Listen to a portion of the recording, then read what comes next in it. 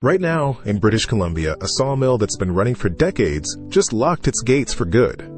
500 workers lost their jobs in a single day. Meanwhile, across the border, an American family stares at a new home price tag that keeps climbing, up by as much as $6,000. One trade war is hitting both sides of the border at once. Every log that crosses from Canada into the United States now carries a heavy burden, a 45% tariff stamp. That's not a typo. Nearly half the value of the wood gets added as a tax at the border. The stamp reads like a punishment, but the real cost doesn't stop at the customs booth.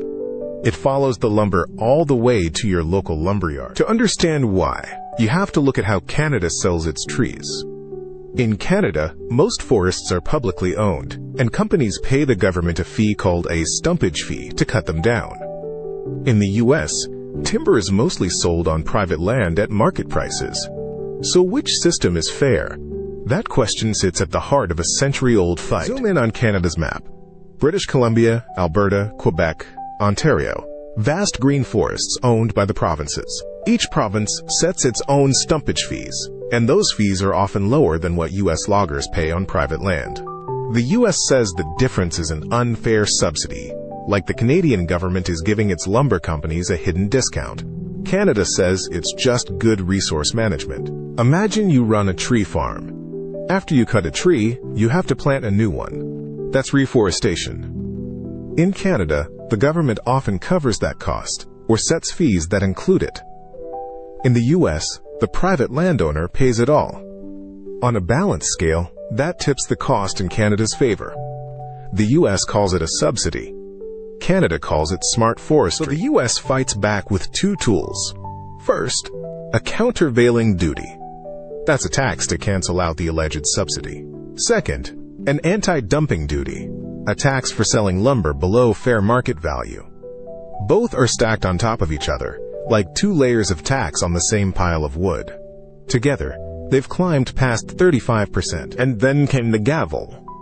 In 2025, the U.S. slapped an extra 10% tariff on Canadian lumber under Section 232, a law originally meant for national security. Yes, lumber is now a national security issue.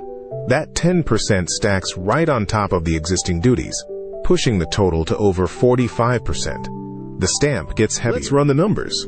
35.19% from duties plus 10% from national security equals 45.16%. On every single shipment of Canadian lumber crossing the border, almost half its value gets handed over as tax. That stamp keeps getting heavier, and someone has to pay. Look at where American lumber actually comes from. In 2024, Canada shipped $5.1 billion worth of softwood lumber to the U.S. That's 74% of all imports. No other country comes close. When you tax the supplier that dominates your market, you're not just hurting them, you're squeezing your own supply chain. Since 2017, Canadian producers have paid over $8 billion in duties. That's $8 billion in cash that could have built new mills, hired more workers, or modernized operations. Instead, it's been sitting in U.S. government escrow accounts, a massive tax on an entire industry, collected year after year. Canfor Corporation, one of Canada's biggest lumber producers, lost $172 million in just the third quarter of 2025. That was their third straight quarterly loss. In response, they shuttered 2 sawmills in British Columbia and laid off 500 workers.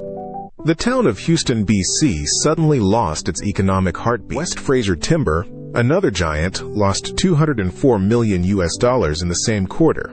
Their combined tariff rate hit 47.65%. When nearly half your revenue goes to tariffs, there's no room left for profit. Empty offices and silent saws became the new normal across Canada's lumber heartland. Now here's the irony. On the left, an American lumber worker smiles, thinking these tariffs protect his job. But on the right, a home builder stares at a rising cost chart. Because when Canadian lumber gets more expensive, domestic mills raise their prices too. The protection doesn't shield anyone. It just raises the floor for everyone. That rising cost hits home. For every single-family house built in the U.S., these tariffs add up to $6,000 to the price tag. That's not a tax on Canada. It's a tax on American families. Higher lumber costs mean higher mortgage payments or families priced out of homeownership entirely. The stamp gets passed straight to you. Take a young couple in Portland, Oregon. They've saved for years, found a starter home, and are ready to make an offer. But when the builder crunches the numbers, that 45% tariff on Canadian lumber adds $6,000 to the price. Suddenly, the dream home wears a sticker that reads, "Too expensive." This isn't new. Back in the 1980s, the U.S. first slapped duties on Canadian lumber, claiming unfair subsidies. The dispute flared and faded through the 90s and 2000s, with temporary truces like the Softwood Lumber Agreement. Then came 2017. Trump's first term reignited the feud, and the tariff line shot upward like a fever spike. The last real peace treaty was the Softwood Lumber Agreement of 2006. A 9-year truce that kept trade calm, but it expired in 2015, and negotiations collapsed. When Trump took office, he tore up the playbook. With no deal in place, the U.S. Department of Commerce went straight for the tariff hammer. Here's how the burden flows. A U.S. Customs officer hands a Canadian truck driver a tariff bill at the border. The driver passes that cost to the lumber mill, which raises prices for the home builder. The builder adds it to the final price of the house. And the couple signing the mortgage? They pay for the whole chain. The National Association of Home Builders tracks housing affordability with an index. Since the tariffs escalated in 2025, that index has dropped like a stone. At the same time, lumber prices spiked, not because demand surged, but because supply got taxed. The result, fewer homes built, and the ones built cost more. Split the screen. On the left, a Canadian mill sits silent. Sawdust settled, gates locked, 500 workers gone. On the right, an American construction site that should be bustling stands half empty, with fewer carpenters hammering. The tariffs were supposed to protect U.S. jobs. Instead, they're killing jobs on both sides of the border. Imagine a seesaw. On one side, Canadian lumber shipments. On the other, U.S. home prices. For decades, they balanced. More lumber meant cheaper homes. But the tariff pushes down Canadian lumber, and that forces American home prices to skyrocket. The seesaw isn't broken, it's rigged. And the family at the hardware store pays the price. So here's the real picture. 2 officials, one American, one Canadian, shake hands at a trade negotiation table. But look closer. Both have their fingers crossed behind their backs. The U.S. promises a fair deal while quietly protecting its lumber lobby.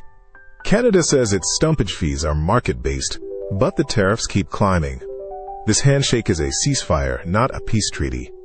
And until both sides agree on what a subsidy really means, that seesaw will keep swinging, always landing hardest on the family buying lumber for their new home. If this trade war has taught us anything, it's that tariffs on Canadian lumber don't just hit Canadian mills. They hit American wallets.